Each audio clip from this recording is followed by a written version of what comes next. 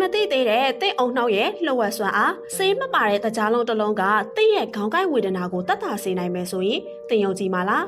ဆေးဝါးလုံးဝမပါပေမဲ့တောက်သုံးပြီးတင့်ရဲ့ဝေဒနာတွေကိုဘာကြောင့်တတ်တာစေရလဲ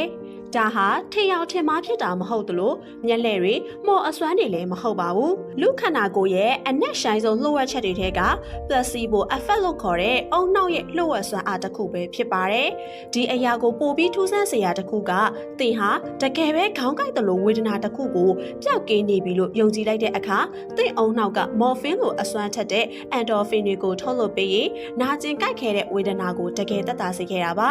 placebo effect ဟာယောဂတစ်ခုလုံးကိုချက်ချင်းပျောက်သွားအောင်မကူတာပေးနိုင်ပေမဲ့အာယုံယောဂထိန်းချုပ်ထားတဲ့နာကျင်ကိုက်ခဲမှုနဲ့ပတ်သက်တဲ့ယောဂတွေ stress ကြောင့်ဖြစ်တဲ့အဲ့ရပြတ်မှုလိုမျိုးယောဂမျိုးတွေအပေါ်မှာအကျိုးသက်ရောက်မှုအရှိဆုံးလို့လည်းသိရပါတယ်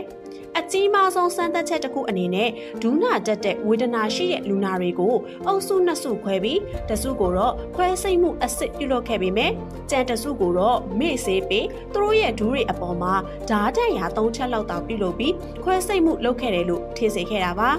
အားသိစရာကောင်းစွာနဲ့အတူရောင်ခွဲစိတ်မှုလုပ်ခဲ့တဲ့လူနာတွေဟာလည်းခွဲစိတ်မှုအစစ်ပြုလုပ်ခဲ့တဲ့လူနာတွေနည်းတူနာကျင်မှုတက်တာသွားခဲ့တယ်လို့ပညာရှင်တွေရဲ့စာတမ်းတွေအရသိရပါတယ်။ကြီးစုသူပရိသတ်ကြီးတို့ရောဒီ placebo effect ဆိုတာကိုဘယ်လိုထင်လဲ။တကယ်ပဲကောင်းမွန်တဲ့ကုသမှုတစ်ခုလို့ထင်လားဆိုတာကို comment မှာပြောပြခဲ့ကြပါအောင်ရှင်။